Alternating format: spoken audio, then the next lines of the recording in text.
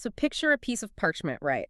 And it's split right down the middle. Oh, yeah, the artwork from today's sources. Exactly. On the left side, it is just pure chaos, like skies raining fire, people screaming, a massive river running thick with blood. It's intense. Very. But then on the right side of the split, it is a completely different world. It's this harsh desert environment, but it's glowing with light. Right, you've got the pillar of fire. Yeah, a towering pillar of fire and waterfalls just emerging from dry rocks, plus bread literally falling from the sky. Which is such a striking contrast. It really is. And right in the center of this split screen, holding the two sides apart, is the figure of Moses with his arms raised wide. Yeah. So today's sources revolve around this incredibly intricate piece of visual artwork titled The Plagues and the Desert. We're taking a stack of historical and psychological notes and using them to decode what the text calls the psychology of the desert. Right, because it's a huge shift. Exactly. We're looking at how an entire heavily traumatized group of people had to literally unlearn being slaves. It's fascinating. And we are going to uncover a hidden visual language of leadership that was used to rewire their minds from the ground up. It really is a striking visual to anchor ourselves to. And before we get into the specifics of the plagues or the desert, we really need to establish the reality of what this group was actually walking out of. Right, the baseline. Exactly. We are talking about an entire nation that had endured 400 years of brutal generational slavery in Egypt. 400 years? I mean, that's hard to even fathom. It is. That is 4 centuries of making bricks in the mud under the crack of a whip. They had absolutely no autonomy. None at all. They didn't decide when they woke up, what they ate, or when they slept. So the Exodus story isn't just, an ancient historical text. Right, the sources treat it as something much deeper. Yeah, it is a profound psychological blueprint. It explores the deeply painful mechanics of how a human being transitions from a state of total subjugation to a state of actual, genuine freedom. Okay, let's unpack this, starting with the plagues themselves, the chaos on the left side of that artwork. Yeah, the left side is wild. It is. And the sources make a really compelling case that the 10 plagues were not just a random assortment of natural disasters. Right. This wasn't just throwing everything at the wall to see what sticks. It was a calculated, highly systematic dismantling of the Egyptian pantheon. Yeah. It makes me think of, it's like a hostile corporate takeover. God isn't just damaging the competitor's company. He is systematically walking into the boardroom and firing the board of directors one by one. I love that analogy. Right. Exposing the fact that the leadership is entirely powerless. If we connect this to the bigger picture, taking that corporate takeover idea a step further, it wasn't just about firing the board of directors. Okay, what else? It was about freezing the entire company's assets so the employees, meaning the Israelites, could just walk out the front door. Oh, wow. Yeah. The plagues were a demonstration of universal authority, and they were designed to break a society's foundational belief system. Because the Egyptians worshipped nature. Exactly. When you look at ancient Egypt, their entire societal operating system relied on the predictability of nature, which they saw as gods. Right. So the very first plague turns the Nile River into blood. Which is just horrifying. It is, and that was a direct challenge to Hapi, the god of the Nile. The river was the sole source of Egypt's life, agriculture, and wealth. So taking that out first is huge. Right. By turning it putrid, it shattered their economic and spiritual security literally overnight. And it also functioned as a brutal form of measure-for-measure justice, right? That's it. Well, because decades earlier, the Pharaoh had ordered the Hebrew babies to be drowned in that exact same river. Oh, yes, precisely. The justice there is unmistakable. Yeah. And the systematic dismantling just continues down the line. You have the plague of frogs. Right. Which sounds almost funny until you think about it. Exactly. But it challenged Hecate, the frog-headed goddess of birth and fertility. Yeah. Suddenly, the very symbol they look to for blessing becomes this suffocating, inescapable curse. Ugh, frogs everywhere. Yeah. And then you have the boils. That was an affront to Sekhmet, the goddess of healing, and Imhotep, the god of medicine. Oh, I see. Imagine what it does to the psyche of a society when their greatest magicians and medical minds can't even heal the sores on their own skin. The whole system just falls apart. The entire power structure is proven utterly futile. Which brings us to the plague of darkness, which targeted the top of the pyramid. Right, the absolute top. The darkness was a 3-day challenge to Ra, the sun god. And he was the big one. He sat at the absolute pinnacle of the pantheon. In Egyptian theology, the pharaoh himself was considered a living extension of Ra. Oh, So if wow. the sun simply refuses to rise for 3 straight days, Pharaoh's divine connection is publicly severed. He's exposed as a fraud, basically. Exactly. And the overarching theme of these plagues was the breaking of Pharaoh's hubris. Because before every single plague, Pharaoh was offered an out. Oh, right, the warning beforehand. Yeah, he was given the choice to let the people go, and he refused every time. So it's his fault. It was a methodical demonstration that all this societal suffering wasn't arbitrary. It was the direct, inevitable result of human stubbornness and unchecked pride. So the Egyptian system completely collapses. The Israelites are finally free. They cross the Red Sea. They are out. Finally. And this brings us to one of the most compelling ideas in our sources today. It took exactly one night to get the Israelites out of Egypt, but it took 40 years to get Egypt out of the Israelites. Yeah. Why was the desert such a struggle? I mean, if you're finally free, shouldn't that be the easy part? You'd think so, but think about how you would react if, for your entire life, every single decision was made for you through violence and coercion. Yeah, that would completely mess you up. If someone suddenly opened the door and said, "You are completely free, now go figure out how to survive in a barren wasteland," I would panic. you wouldn't feel liberated. You would be terrified.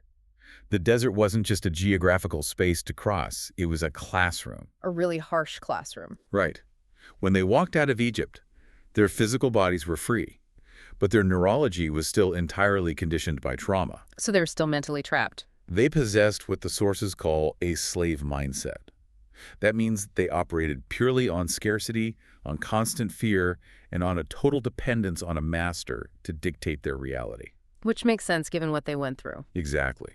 The entire purpose of the 40 years in the desert was to strip that away and replace it with a free mindset, one built on trust, long-term planning, and communal responsibility. And the sources show us this unlearning process happening through very specific physical lessons, like when they enter the desert of sin and they run out of food. Right, the manna. Yeah, they are starving. So they are provided with manna, this bread-like substance just falling from the sky, and quail. Which is a miracle. It is, but immediately they face a psychological test of greed and scarcity because the instructions are to only gather enough for that specific day. But some people, terrified that the food will just stop coming tomorrow, try to hoard it. Which is such a natural trauma response. Totally. And what happens? The hoarded manna rots and grows worms overnight. They had to be forcefully taught that they couldn't hoard the future. Right, because a scarcity brain literally cannot conceptualize tomorrow. It just wants to survive today. Exactly. When you have been starved and deprived, your survival instinct screams at you to grab everything you can right now. The rotting manna was a really hard lesson in daily trust. I can imagine. And intertwined with that daily manna is the introduction of Shabbat, the Sabbath. Oh, right. The day of rest? They were told to gather a double portion on the 6th day so they could entirely rest on the 7th day. Which must have been wild for them. For a newly freed slave, a mandatory day of rest is a completely alien concept. In Egypt, there were no weekends. You just worked until you dropped. You were a piece of machinery, valued only for your physical output.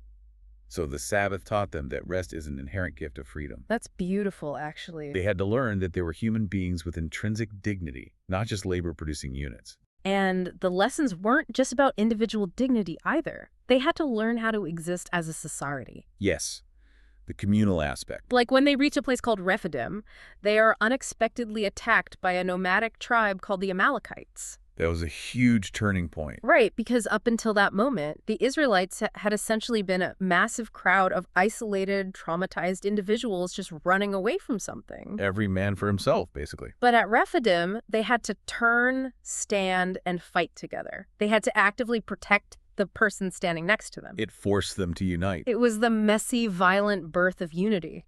But, as the sources detail, they had some spectacular relapses along the way. Oh, they certainly did.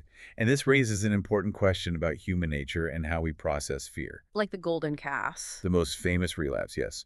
Moses goes up on Mount Sinai to receive the law, which is essentially the new constitution for their society. And he's gone for a while. He's gone for 40 days, Wow. and the people absolutely panic in the silence. Because they need a leader. Right. And what do? They pool their gold and build an idol that looks exactly like the Egyptian Apis bull. Which is a prominent deity from the very culture that enslaved them. It was the ultimate display of nostalgia for the familiar. They realized in that moment that their biggest enemy wasn't Pharaoh's army anymore.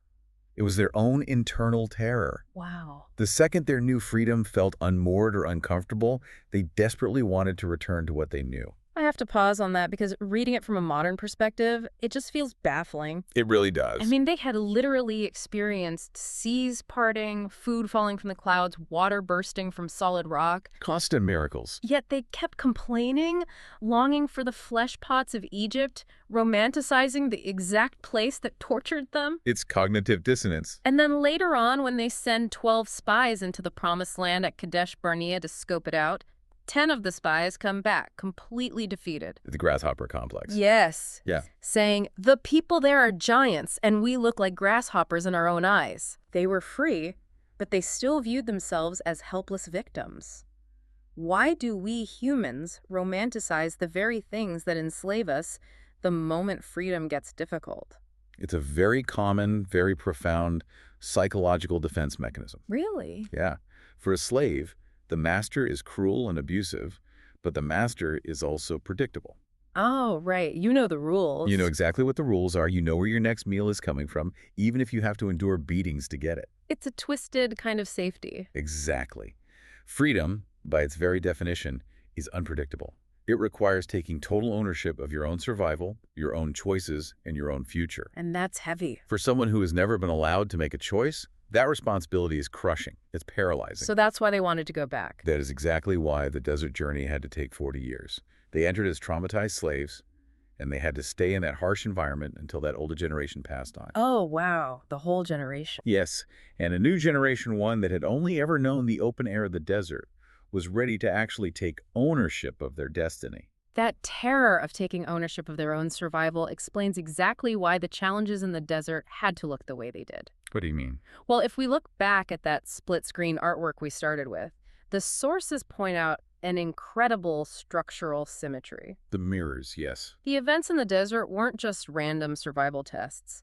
The left side and the right side of that image mirror each other perfectly. It's really clever framing. The challenges the Israelites faced in the desert were direct, deliberate echoes of the Egyptian plagues, but they were inverted to teach trust instead of fear. The symmetry really is stunning. The narrative shows that the exact same natural elements that were weaponized to destroy the Egyptian system were repurposed to sustain the Israelites in the desert. Right, like the water. Take water, for example. In Egypt, the sweet, life-giving water of the Nile was turned into blood and death. The first plague. But in the desert, at a place called Marah, the Israelites stumble upon a pool of bitter, undrinkable water. And they complain, obviously. Naturally. But then, in a direct inversion of the plague, the bitter water is miraculously made sweet and life-giving. And you see the exact same thing with the sky and the dust of the earth. Yes, the lice and hail. In Egypt, the dust was turned into a curse of swarming lice, and hail and fire rained down from the sky to obliterate their crops. Complete devastation. But in the desert, the morning dew on the dust becomes the life-sustaining manna, and bread falls from the heavens to provide for them. It's a total flip. The total destruction of the environment on the left side of the artwork is mirrored by the environment opening up to nourish them on the right side. There is also a recurring 3 days pattern that links the trauma of Egypt to the healing of the desert. Oh, right. The darkness. The 9th plague in Egypt was 3 days of tangible, suffocating darkness. The Egyptians couldn't see each other. They were completely isolated, paralyzed in place by their own fear. Just stuck in the dark. Now look at the mirror image in the desert.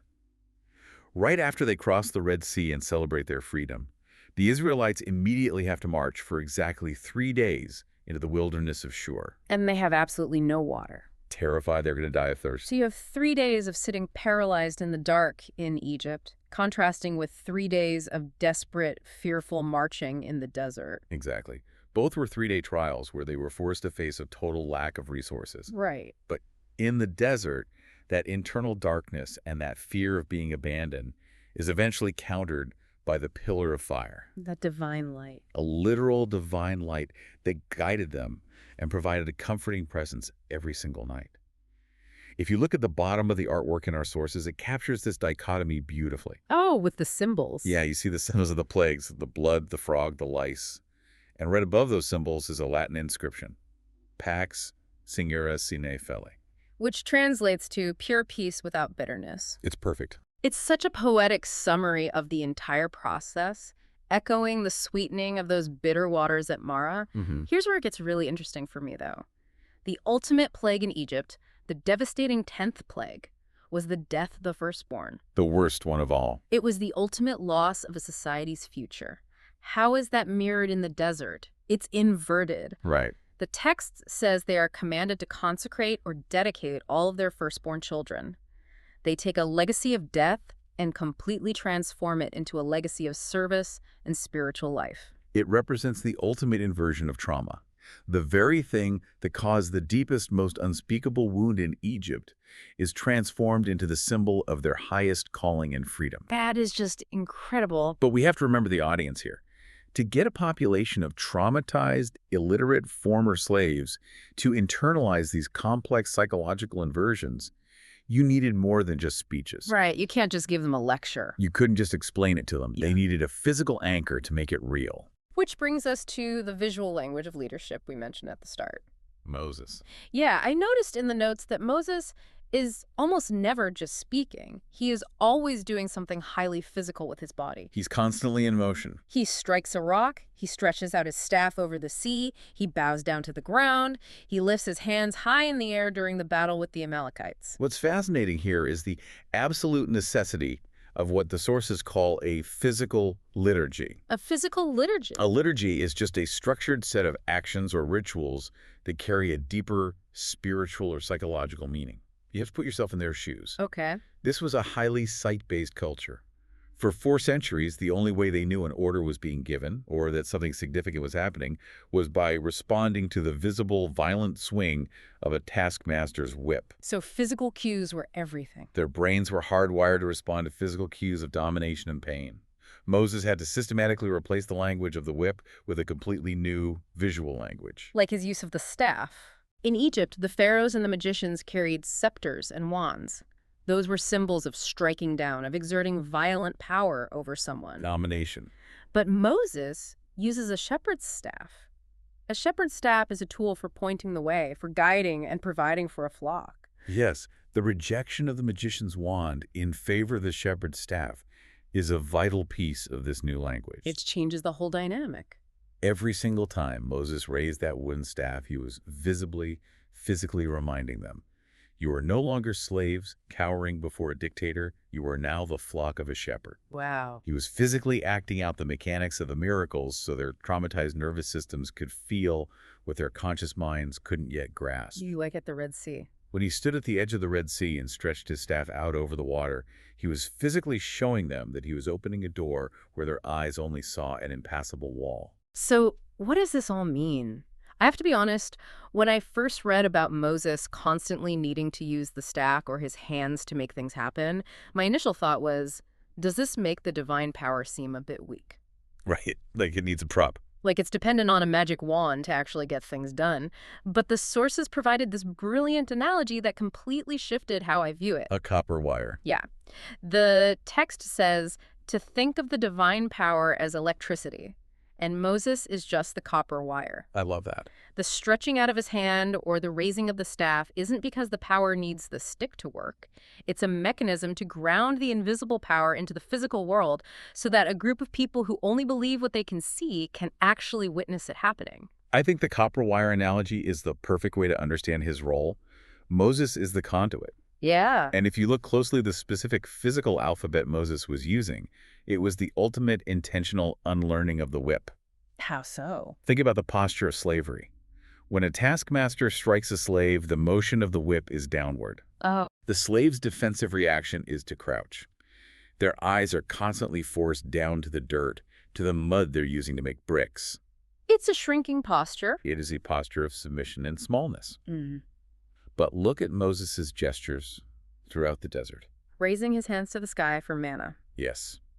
Holding his arms high up on the hill during the Amalekite battle. Lifting the staff to part the waters. His physical gestures were almost universally upward or outward.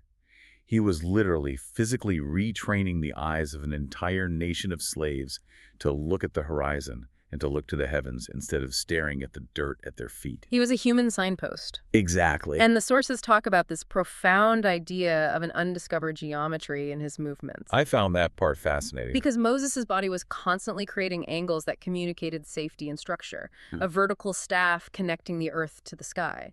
Horizontal hands spread out in prayer or holding back fire. Angular bows when he prostrated himself to intercede for the people. It's very architectural. The notes argue that these physical shapes, this geometry of his body, actually served as the initial physical blueprints for the tabernacle, the portable, tent-like temple they would eventually build and carry with them through the desert. It's a beautiful concept. The way Moses physically stood was the architecture of their new faith and their new society. He embodied it. He didn't just verbally teach them a new set of laws, he embodied the laws. He showed them that true worship and freedom itself is a physical act. Because of the trauma. When you are dealing with deeply ingrained trauma, you cannot simply think your way out of it. You have to physically move through it, you have to change your environment, and you have to change your posture.